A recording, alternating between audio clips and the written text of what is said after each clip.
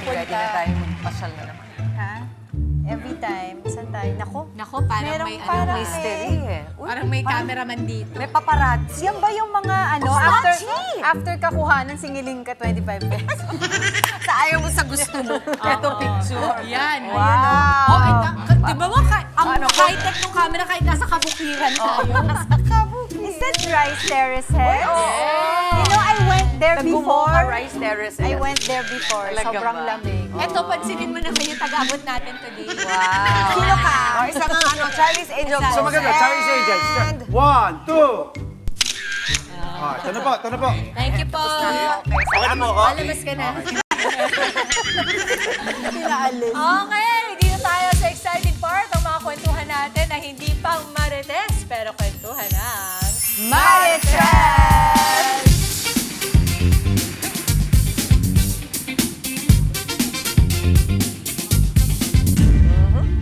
Parang suspense, ah. Uy, may pinagdadaan ka ba? Na ano mo ba to? Okay. Loyal Husband Premier Pack. Premium Pack pala. Isa pa. Loyal Husband Premium Pack. Expired na yata kay Mrs. 5 taon na kaming kasal, walang anak. Akala ko solid kami. May mga normal na away, stress sa trabaho, at problema sa pera, pero wala akong nakitang dahilan para maghanap siya ng iba. Pero nitong mga nakaraang buwan, laging nakatago at hawak ang phone niya at laging may overtime sa opisina. Hindi ko pinansin noong una dahil ayokong maging paranoid. Isang gabi, naiwan niya ang phone niya sa sala. May pumasok na message at nakita ko ang preview. Hindi ko nasasabihin ano ang nakita ko pero malinaw na hindi yun usapan ng magkaibigan lang. Pagkatapos noon, hindi na ako mapakali. Kinausap ko siya, kinabukasan at itinanggi niyang lahat. Pero nang ipakita ko ang picture ng message, umamin din siya. May relasyon nga siya sa office mate niya. Ngayon, hiwalay muna kami ng tinitiran habang iniisip ko ang susunod kong hakbang. Hindi ko alam kung may pag-asa pa bang maayos ang tiwala kapag ganito kalalim ang nasira. Anonymous husband. Anonymous husband? Teka muna, lalaki ito. Lalaki. Yes, ma'am. Babae, Mrs. yung ano. Mrs. yung kumaliwa. Sumakabilang bahay. Hindi ko nahuli Di ba yun. naman? Di ba ba? Ano lang, na Iba, ano, no? kumaliwa lang. Nangyayari din talaga yan, ano? Siyempre, oo. No gender, di ba? It happens to... Pero ikaw na muna. Ano sasabihin ko sa kanya? Di tama naman yun na maghiwalay muna sila, i-reassess nila yung kanilang pagsasama. Eh, nasa sayo pa rin naman yan, di ba? Tsaka dun sa asawa niyo, gusto niyo pa bang i-work out itong relationship? Because there are a lot of people are saying na pag nag-cheat, wala na. Pero meron naman tayong mga kakilalang istorya, mga kwento na naig yung pag-ibig nila sa isa't isa. Yung pagpapatawad. Oo, pagpapatawad. Hindi naging madali, pero it was a road for, you know, yung gusto kasi nila na magsama pa sila dahil may pamilya nga sila. So, nasa sa kanya yun eh. Hindi natin masabi kung ano yung talagang nasa isipan mo. Pamunahan. Sa kanila, wala rin yung burden ng anak, no? Wala. At least Wala, hindi mo wala iisipin din. kung paano Oo, mga oo. bata. Meron din ano, yung instinct din niya, no? Tama. Siguro titignan mo rin yung, ano ba yung history nitong asawa mo? Meron na bang, dati ba talagang Yun. ganyan siya? Yun. Nung bata pa siya. Humingi ba ng tawad? Oo. Kasi kung ano, kung parang ganyan talaga, uulit at uulit din yan. So, isa yan sa pag-iisipan mo. Pero, sabi nga ni Angela, kanya-kanya yan eh. Depende rin kung ano rin yung nararamdaman mo pa para sa kanya at ano yung nararamdaman niya para sa'yo.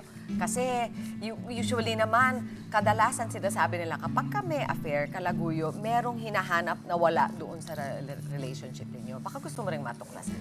Oo. Palagay ko sa ganito, since nangyari na to sa inyo, umamin siya, palagay ko it is an opportunity para mas maging honest kayo sa isa't isa, kagaya ng sinabi ni Mama na meron bang kulang sa'yo or sa kanya ba? Minsan kasi hindi naman sa partner yan, di ba? May partner na magtatanong, ano bang kulang sa akin? Pero ang totoo minsan at kadalasan, ang kulang talaga ay dun sa mismo, no, na nagkaroon ng affair. So ang akin, babae man or lalaki, at the end of the day, go ako para sa'yo, Mama Angela, na it is depending on the both of you. Dalawa lang kayong makakasagot dyan. So may anak man o wala, ang importante ay kung kaya nyo bang patawarin ang isa't isa at kaya nyo bang mag-move forward. Kasi kung hindi, doon talaga mahihirapan. Pero I've seen mga Yun mga nga stories di ba, from mga before. Oo, Di ba? umayos. Yes, mama. Tsaka yung sinasabi mo kasi minsan na parang kung one time nangyari yan, parang mapapaisa. Pero pag yung paulit-ulit, palagay ko, kailangan mo rin tulungan ng asawa mo to seek help. Paano ba yun matitreat? Kasi yung ganun ba, mama, pagka parang sinasabi lang, sakit ba yun? Yung parang Perennial na. paulit-ulit na kaliwa ng kaliwa, babae o lalaki. Meron bang therapy sa ganyan? Well, una-una, meron tayong mga alam naman ng lahat na marami silang, di ba, maraming pamilya, maraming Opo, babae. opo. Nandun din sa partner mo kung tatanggapin mo ba yon. Kung yung treatment, pwede mong i-address pero kailangan umamin yung tao at willing Totoo. willing magbago. Yun. Kung aware siya. Oh, naku, ang ganda ng usapan natin. Sa totoo, alam mo sa akin, para sa akin, whether husband or wife, isa lang ang ruling dyan. Kung kaya niyong magpatawad.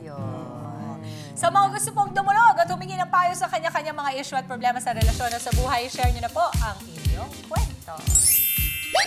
Sali na sa aming Facebook group, nakapin po yan sa aming official FB page.